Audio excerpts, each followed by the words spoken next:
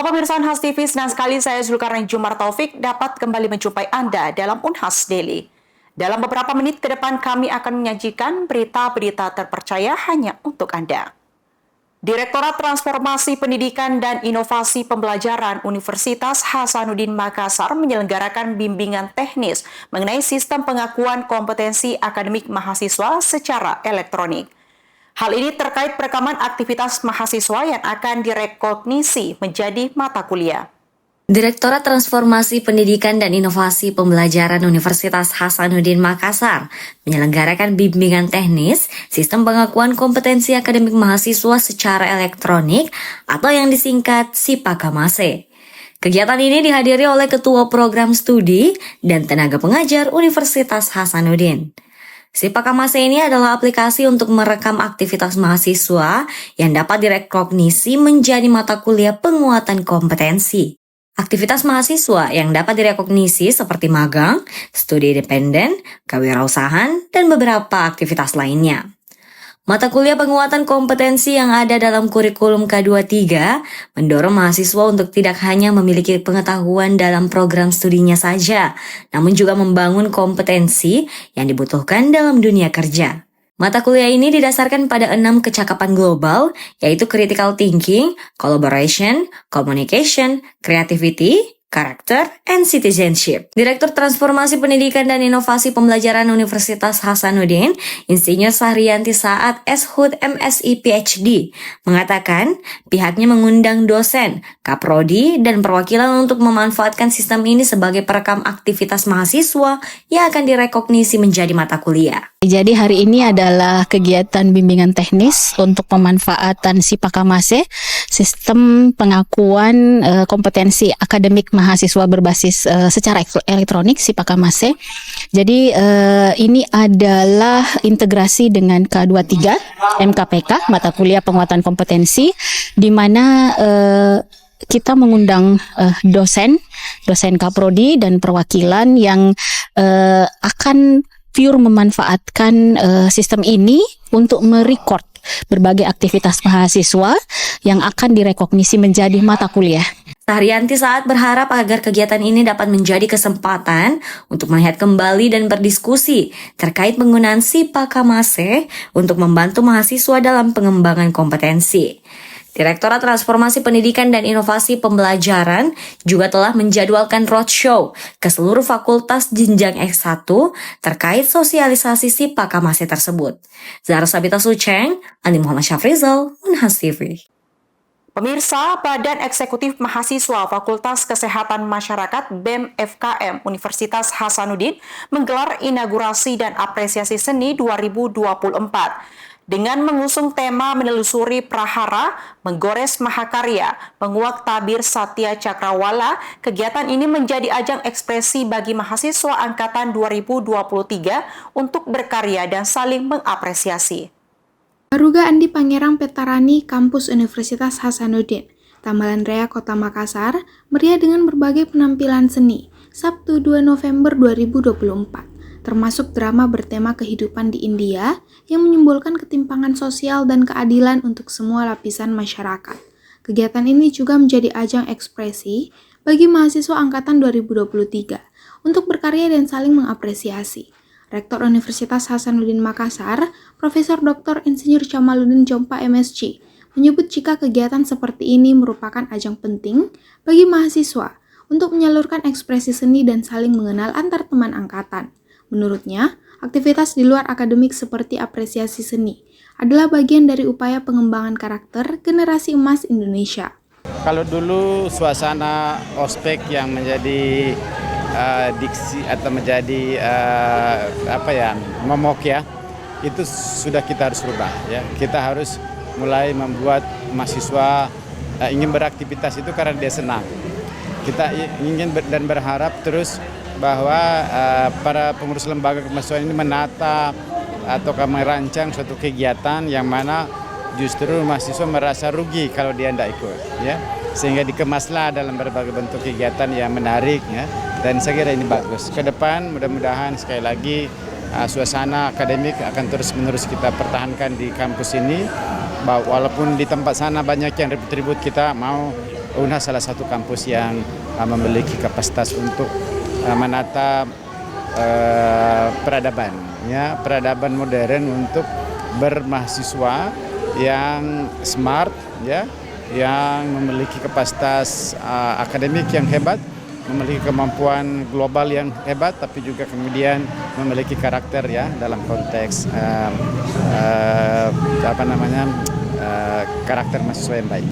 Sementara itu, Dekan Fakultas Kesehatan Masyarakat, Profesor Sukri Paluturi MKes MSc PhD, mengapresiasi usaha mahasiswa dalam membangun harmoni antar angkatan dan menilai pentas seni sebagai media produktif bagi mahasiswa untuk mengembangkan kemampuan non-akademik. Kegiatan inaugurasi ini sesungguhnya adalah bentuk daripada upaya senior untuk menjaga harmoni antar angkatan sesungguhnya.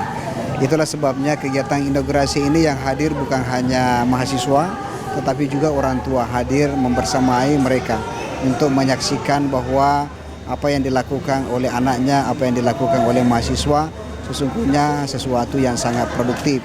Karena itu kegiatan pentas seni yang merupakan rangkaian daripada inaugurasi ini, itu semua angkatan akan tampil.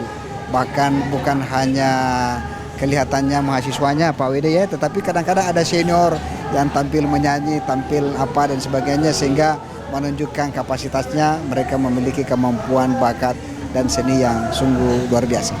Presiden Badan Eksekutif Mahasiswa FKM, Fajrul, menjelaskan jika inaugurasi apresiasi seni ini juga menjadi momen penyambutan bagi mahasiswa angkatan 2023. Ia mengharapkan agar acara ini dapat menginspirasi mahasiswa baru untuk tetap berkontribusi positif di FKM dan masyarakat luas. Adapun kegiatan yang berlangsung pada siang hari ini, kegiatan inaugurasi untuk teman-teman angkatan 2023. Sebenarnya kegiatan inaugurasi hadir sebagai wadah penyambutan untuk teman-teman angkatan 2023. Selain itu mungkin wadah inaugurasi juga hadir sebagai bagaimana teman-teman angkatan 2023 sebagai ekspresi diri. Ketua Panitia Inaugurasi Hari Naftalis menambahkan, tahun ini mengangkat drama kehidupan di pinggiran India dengan isu kesetaraan dan akses kesehatan. Ia berharap pesan-pesan moral atau sosial yang diusung dalam pertunjukan ini dapat menyadarkan penonton akan pentingnya kesetaraan dalam pendidikan dan kesehatan. Di sini konsep fixnya kenapa kita ambil India, Kak, karena kita berangkat juga dari master plan Presiden BEM kita, kemudian juga dari isu-isu pengkaderan yang dihantarkan dari awal sama kita, Kak. Jadi mulai dari kapitalisme, mulai dari kekurangan gizi, kesehatan mental juga, Kak. Jadi kita mengambilnya semua dari sana, dan kita lihat juga bahwa di India ini tingkat kapitalismenya tinggi sekali, Kak. Bahkan ada kasta Dalit di mana itu dilarang masuk ke dalam mall, Kak. Sedangkan dan itu juga kasta yang paling rendah, bahkan lebih rendah dari hewan, Kak. Jadi sangat banyak sekali kapitalisme yang kita dapat. Jadi mereka itu tidak bisa akses pendidikan dengan baik, tidak bisa akses kesehatan dengan baik, sedangkan kesehatan adalah hak dasar yang kita miliki, Kak. Jadi mengapa kita ambil India? Karena India itu dapat menggambarkan dan merealisasikan apa yang kita pikirkan sekarang, Kak. Berbagai penampilan seni lainnya seperti tari, drama, puisi, melukis, maupun band perform sukses memukau para penonton. Termasuk pula orang tua mahasiswa yang juga turut mengapresiasi kreativitas putra-putri mereka dalam acara ini. Feni Septiani Samuel, Rizka Fraja, Unhas TV. Pemirsa, Asosiasi Masjid Kampus Indonesia AMKI Wilayah Sulawesi Selatan sukses menggelar seminar nasional dan musyawarah kerja secara hybrid di Unhas Hotel and Convention. Kegiatan ini bertujuan mengoptimalisasi peran masjid kampus dalam pembinaan generasi Z.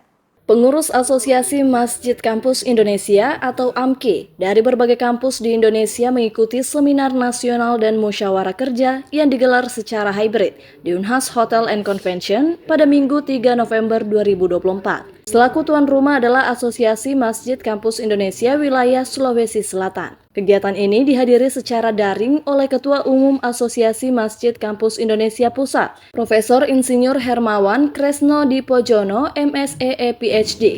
Hadir di lokasi kegiatan, Ketua Asosiasi Masjid Kampus Indonesia Sulawesi Selatan, Profesor Dr. Haji Abdul Hamid Habe, SEMSI, dan Wakil Rektor Bidang Kemitraan, Inovasi Kewirausahaan dan Bisnis Unhas, sekaligus Ketua Masjid Ikhtiar Kampus Unhas, Profesor Dr. Engineering Adi Maulana ST MPhil. di mana kegiatan ini bertujuan untuk mengkoordinasikan program-program AMKI Sulsel serta menyatukan visi misi ke depan.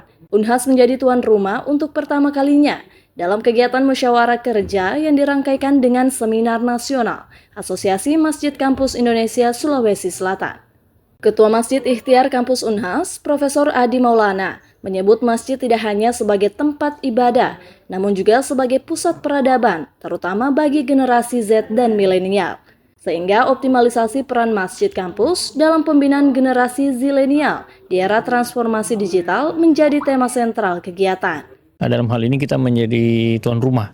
Jadi kita menjadi tuan rumah untuk kemudian mengumpulkan pengurus-pengurus masjid kampus yang ada di Sulawesi Selatan. Di Makassar ada 30, kemudian kurang lebih ada beberapa yang tersebar di banyak kabupaten-kabupaten yang ada di Sulawesi Selatan. Nah, di sini kita kemudian mencoba untuk menyatukan katakanlah mungkin program-program yang ada, membicarakan lagi sesuai dengan visi dari AMKI pusat sendiri bahwa kita ingin masjid itu bukan hanya sebagai pusat ibadah ya, tetapi juga sebagai pusat peradaban.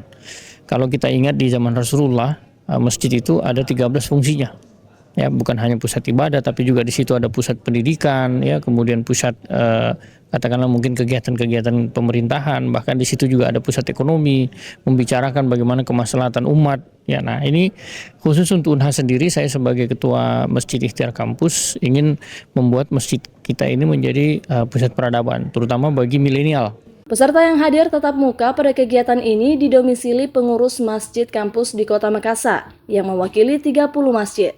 Ada pula yang pengurus dari beberapa kabupaten kota di Sulawesi Selatan. Disebutkan Ketua Umum Asosiasi Masjid Kampus Indonesia Pusat, Profesor Insinyur Hermawan Kresno Dipojono, MSEE PhD. Unhas dipilih sebagai tuan rumah dalam kegiatan tersebut, karena sumber daya di Unhas sangat mumpuni untuk mendukung kegiatan-kegiatan maupun program AMKI, baik itu sumber daya manusia maupun fasilitas. Nah, Unhas salah satu anggota AMKI Sulawesi Selatan.